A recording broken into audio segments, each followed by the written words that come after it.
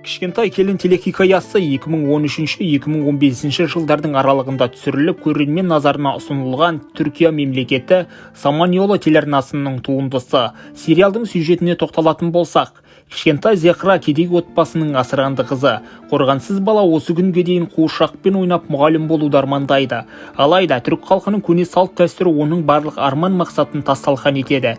Зехра өзіне таныс емес адамға тұрмысқа шығып, өзін жақсы көрмейтін отбасыда өмір сүруге мәжбүр болады. Бірақ тағдыр оны көп жылдары бұрын айырылып қалған анасымен кездесуге мүмкіндік сыйлайды. Сериал қазақ тілінде алғаш рет 2016 жылы НТК арнасында көрсетілді.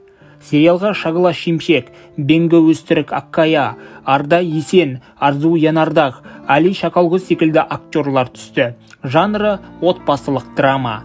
Режиссері Нажичелік Беріксой және Толга Четин.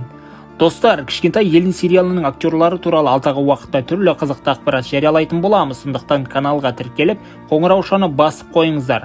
Сондай-ақ осы видеоға аямай лайк басып, толтырып комментарий жазайықшы, жарай ма? Әзірге аман сау болыңыздар.